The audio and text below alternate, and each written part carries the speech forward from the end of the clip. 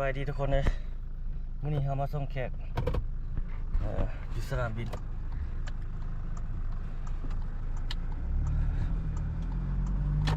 วันอาทิตย์เนาะรถบ่หลายบันไดตอนเช้า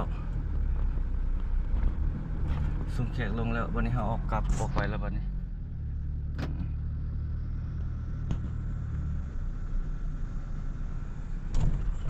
นี่แขกอิมซิมตอนนี้บ่หลาย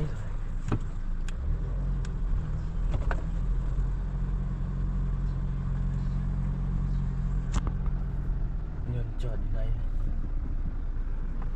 เรือบินยนต์ท้องฟ้าอากาศมื้อนี้ก็ประมาณนี้แหละทุกคนเลยฝุ่น PM บ่หลายปานใดแล้ว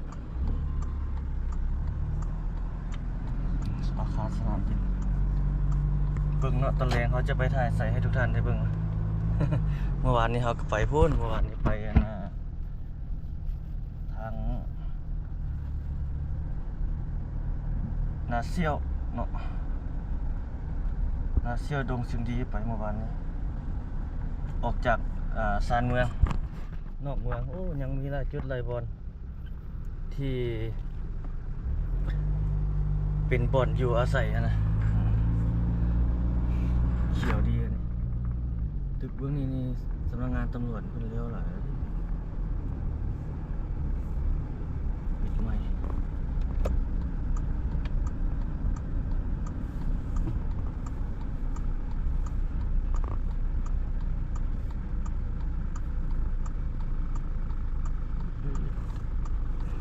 ตัวหมาเล่นอยู่นี่ลุกใส่มา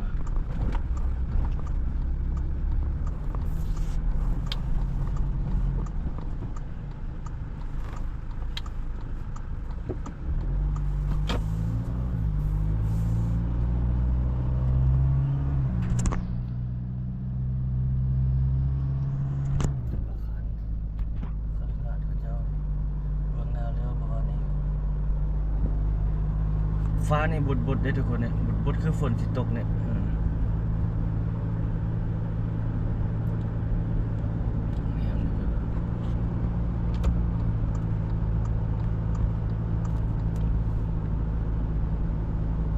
โอ้เขาบริไฟเขียว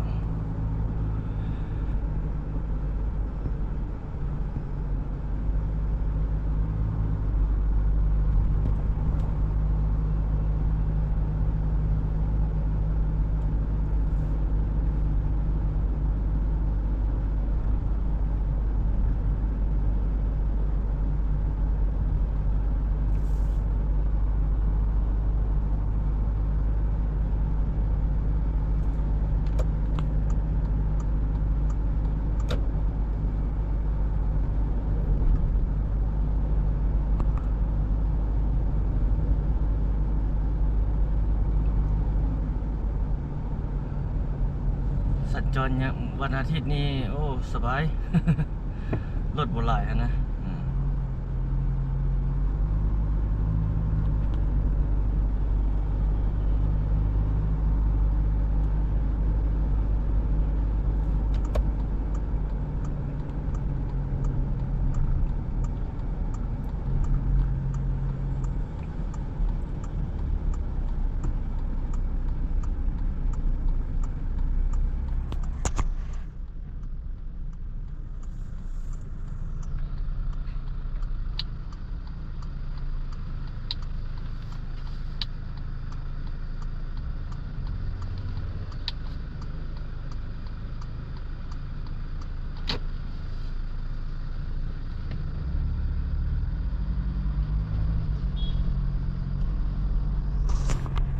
ประมาณนี้ก็ทุกคนเลย